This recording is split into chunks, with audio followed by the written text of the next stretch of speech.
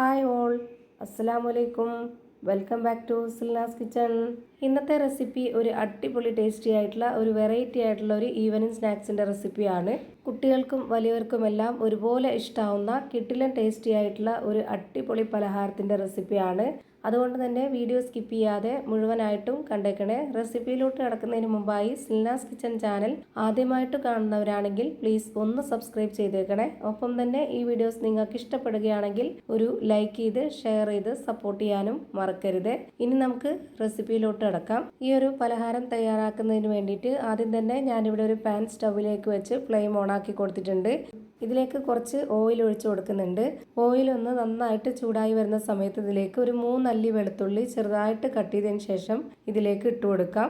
പിന്നെ ഇതിലേക്ക് ഇതേപോലെ തന്നെ ചെറുതായിട്ട് കട്ട് ചെയ്തെടുത്തിട്ടുള്ള ഇഞ്ചിയും കൂടെ ഇട്ട് കൊടുക്കുന്നുണ്ട്. ഒരു ചെറിയ കഷ്ണം ഇഞ്ചിയാണ് കട്ട് ചെയ്തിട്ട് ഇട്ട് കൊടുത്തിട്ടുള്ളത്. ഇത് രണ്ടും കൂടെ ആദ്യം എണ്ണയിൽ നന്നായിട്ടൊന്ന് മൂത്ത് വന്നതിന് ശേഷം പിന്നീട് ചെറുതായിട്ട് കട്ട് ചെയ്തെടുത്തിട്ടുള്ള ഒരു സബോള ഇതിലേക്ക് ഇട്ട് കൊടുക്കാം. വെളുത്തുള്ളിയും ഇഞ്ചിയും നേരത്തെ ഇട്ട് കൊടുത്തിട്ട് നന്നായിട്ട് മൂപ്പിച്ചെടുക്കുമ്പോൾ ആ ഒരു മണം നമ്മുടെ റെസിപ്പിക്ക് മുന്തി നിൽക്കും. അതിന് വേണ്ടിയിട്ടാണ് അങ്ങനെ നേരത്തെ തന്നെ ഇട്ട് കൊടുത്തിട്ടുള്ളത്.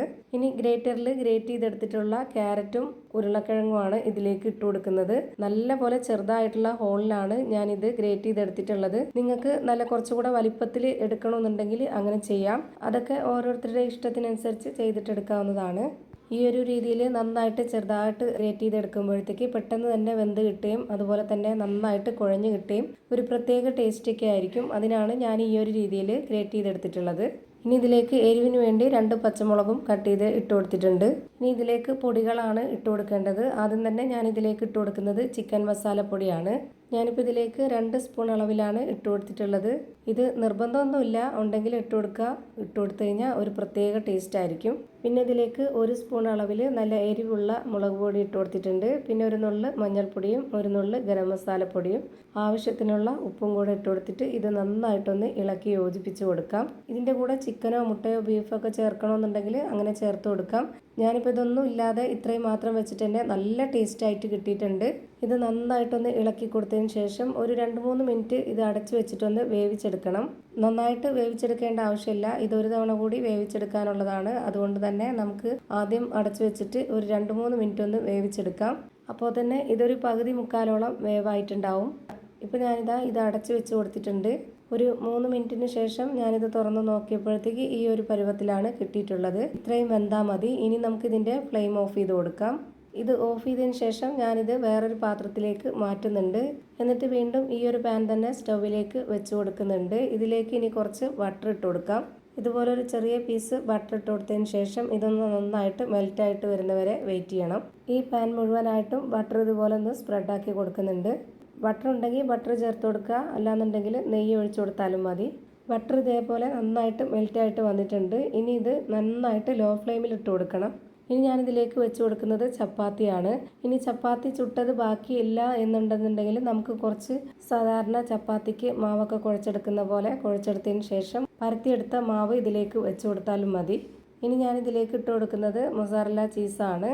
ഇതുപോലെ മൊത്തത്തിൽ എല്ലാ ഭാഗത്തേക്കും വെച്ച് കൊടുക്കുന്നുണ്ട്. എന്നിട്ട് ഇതിന് മുകളിലേക്ക് ഒരു ചപ്പാത്തി കൂടി വെച്ച് കൊടുക്കണം. പെട്ടെന്ന് റെഡിയാക്കി എടുക്കാൻ പറ്റുന്ന നല്ല ടേസ്റ്റി ആയിട്ടുള്ള ഒരു പലഹാരമാണ്. കുട്ടികൾക്കൊക്കെ ഭയങ്കരമായിട്ട് ഇഷ്ടമാവും. ഈ ഒരു ചപ്പാത്തി ഒട്ടിയിരിക്കാൻ വേണ്ടിയിട്ടാണ് ആദ്യം ചീസ് ഇട്ട് കൊടുത്തിട്ട് ഇതുപോലെ അതിന് മുകളിലേക്കായിട്ട് ഒരു ചപ്പാത്തി കൂടി വെച്ച് കൊടുത്തിട്ടുള്ളത്. നമ്മുടെ ഈ ഒരു പലഹാരത്തിന് കുറച്ച് അടിഭാഗം നല്ല കട്ടിയായിട്ടിരിക്കണം, എന്നാലാണ് ഈ ഒരു പലഹാരം കറക്റ്റ് പരുവത്തിൽ കിട്ടത്തുള്ളൂ. അപ്പോൾ അതിന് വേണ്ടിയിട്ടാണ് ഇതുപോലെ ആദ്യം ഒരു ചപ്പാത്തി ഇട്ട് കൊടുത്ത് അതിന് മുകളിലേക്ക് കുറച്ച് ചീസ് ഇട്ട് കൊടുത്തിട്ട് അപ്പോൾ ഇനി അത് വേവുമ്പോൾ നന്നായിട്ട് ഒട്ടിയിട്ട് ഒറ്റ ലെയറായിട്ടിരിക്കും. നമ്മൾ പരത്തിയെടുത്ത മാവാണ് ഇട്ട് കൊടുക്കുന്നതെങ്കിൽ കുറച്ച് കട്ടിയായിട്ട് പരത്തി ഇട്ട് കൊടുത്താലും മതി. ഇത് ചപ്പാത്തി ആയതുകൊണ്ട് ഒട്ടും തന്നെ കട്ടിയില്ലാത്തത് കൊണ്ടാണ് ഇതുപോലെ 2 എണ്ണമായിട്ട് വെച്ച് കൊടുത്തിട്ടുള്ളത്. ഇനി നമ്മൾ ഇതിന് മുകളിലേക്കായിട്ട് നേരത്തെ റെഡിയാക്കി വെച്ചിട്ടുള്ള ആ ഒരു മസാലക്കൂട്ട് മുഴുവനായിട്ടും വെച്ച് കൊടുക്കാം. ഇതിലേക്ക് മുഴുവനായിട്ടും വെച്ച് കൊടുത്തതിന് ശേഷം ഇതുപോലെ നന്നായിട്ടൊന്ന് പരത്തി എല്ലാ ഭാഗത്തേക്കും കറക്റ്റാക്കി വെച്ച് കൊടുക്കണം. ഈ ഒരു ചപ്പാത്തിയിൽ നിന്ന് പുറത്ത് പോവാത്ത രീതിയിൽ വേണം ഇത് പരത്തി കൊടുക്കാനായിട്ട്. പുറത്തോട്ട് മസാല ആയിക്കഴിഞ്ഞാൽ പെട്ടെന്ന് തന്നെ കരിഞ്ഞു പോകും. അപ്പോൾ ഞാൻ ഒന്നിച്ചിട്ട് കൊടുക്കാതെ ഇതുപോലെ കുറച്ച് കുറച്ചായിട്ട് കറക്റ്റ് ലെവൽ ചെയ്ത് വെച്ച് കൊടുത്തിട്ടുണ്ട്. ഇനി ഇതിൻ്റെ സൈഡെല്ലാം ഒന്ന് ഒതുക്കി കൊടുത്തതിന് ശേഷം ഇതിന് മുകളിലേക്കായിട്ട് കുറച്ച് ചീസും കൂടെ ഇട്ട് കൊടുക്കാം. നമ്മുടെ വീട്ടിലേക്ക് ഒരു ഗസ്റ്റൊക്കെ വരികയാണെന്നുണ്ടെങ്കിൽ വളരെ പെട്ടെന്ന് തന്നെ തയ്യാറാക്കി കൊടുക്കാൻ പറ്റുന്ന നല്ല ടേസ്റ്റി ആയിട്ടുള്ള ഒരു അടിപൊളി പലഹാരമാണ്. ഇനി ഇതിന് മുകളിലേക്കായിട്ട് ഒരു ചപ്പാത്തി കൂടി വെച്ച് കൊടുക്കുന്നുണ്ട്. എന്നിട്ട് അതിന് മുകളിലേക്ക് കുറച്ച് ചീസും കൂടെ ഇട്ട് കൊടുക്കാം. അപ്പോൾ ഇതിലേക്ക് ആകെ വേണ്ടി വന്നിട്ടുള്ളത് 3 ചപ്പാത്തിയാണ്. പരത്തിയെടുത്ത മാവാണെന്നുണ്ടെങ്കിൽ 2 മതിയാവും. താഴെ ഒരെണ്ണവും ഏറ്റവും മുകളിൽ ഒരെണ്ണവും, പിന്നെ അതിന് മുകളിലേക്ക് കുറച്ച് ചീസും കൂടെ ഇട്ട് കൊടുക്കുക. ഞാനിപ്പോൾ ഇതിൽ ഇട്ട് കൊടുത്തിട്ടുള്ളത് താഴെ 2 ചപ്പാത്തിയും ഇപ്പോൾ ഏറ്റവും മുകളിലായിട്ട് ഒരു ചപ്പാത്തിയും അതിന് മുകളിലേക്ക് കുറച്ച് ചീസും കൂടെ ഇട്ട് കൊടുത്തിട്ട് ഇതുപോലെ അടച്ചു വെച്ചിട്ടാണ് ഞാനിത് വേവിച്ചെടുക്കുന്നത്. നല്ല ലോ ഫ്ലെയിമിൽ ഇട്ട് കൊടുക്കണം. പുറത്തോട്ട് ആവി പോവാതിരിക്കാൻ വേണ്ടിയിട്ട് ഞാൻ ഇതുപോലൊരു പേപ്പർ തിരികെ വെച്ച് കൊടുക്കുന്നുണ്ട്. എത്ര സമയമാണോ വേവാനായിട്ട് എടുക്കുന്നത് അത്രയും സമയം ലോ ഫ്ലെയിമിൽ ഇട്ട് കൊടുക്കണം. ഒരു 15 മിനിറ്റ് ആയപ്പോഴത്തേക്ക് നമ്മുടെ ഈ ഒരു പലഹാരം റെഡിയായി കിട്ടിയിട്ടുണ്ട്. നല്ല ടേസ്റ്റി ആയിട്ടുള്ള ഒരു അടിപൊളി പലഹാരമാണ്.